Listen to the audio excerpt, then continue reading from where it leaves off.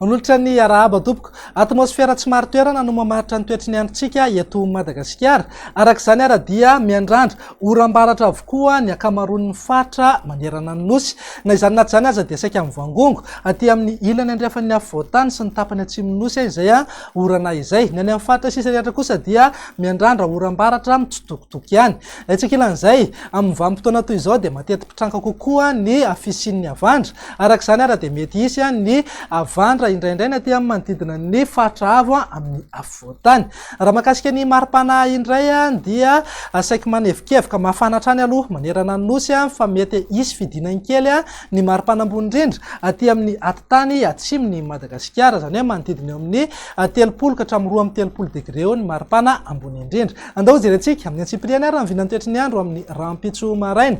Azo oram-baratra ny vao maraina fa misava ihany moa izay rehefa misandratr'andro ny aty amin'ny morotsiraka ny faritra Boeny, Melaky ary Menabe, torak'izay ihany koa aty Ampany, Androy ary Amboasary atsimo. Andrahoana kosa na andrahoana mitsitokotoko ny aty Ranohira sy atsimo andrefana. Raha toa ka ho maina ny faritra sisa rehetra, mety hisy ihany moa ny orana malefaka ny aty amin'ny manodidina ny Antalaha, Analanjorofo ary morotsiraka ny faritra Atsinanana.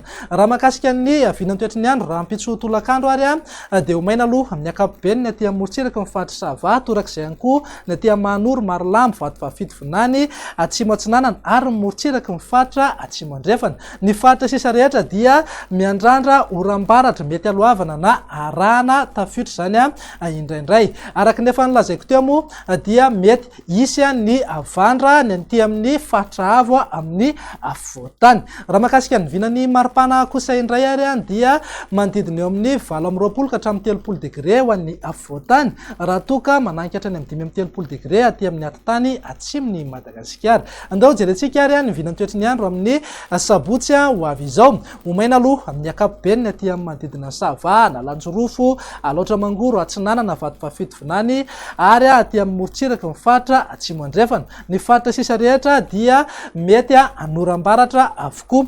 Raha mahakasika ny vinany maripana indray dia manodidina eo amin'ny 20 na 20 degré ny maripana ambony indrindra ho an'ny afovoantany. Ahitana fidina misongadina kosa aty amin'ny atitany atsimo Madagasikara eo amin'ny 30 na 30 degré. Any amin'ny faritra Sofia dia ananika hatrany amin'ny 30 degré mihitsy ny maripana ambony indrindra. Andao faranantsika amin'ny vinany toetry ny andro ny alahady ary izay ho maina hatrany aloha ny aty amin'ny tapany atsimo ny faritra Atsinanana, Vatovavy Vinany ary Atsimo Atsinanana. Ny faritra sisa rehetra dia anoram-baratra mety alohavana na arahana tafiotra. Raha mahakasika ny maripana kosa ary dia manodidina eo amin'ny 20 na 20 degré hatrany ho an'ny afovoantany, 30 degré any amin'ny faritra Sofia. Morotsiraka Atsinanana moa dia manodidina eo amin'ny 1 ka hatramin'ny 3 degré ny maripana ambony indrindra, eo amin'ny 20 ka hatramin'ny 3 degré zany any amin'iny morotsiraka andrefan'ny Madagasikara iny. Dia izay indray raha ny vinany toetry ny andro ato anatin'ny 3 andro avy, famelona isarana dia manentana anao izay avy aty mety eo Madagasikara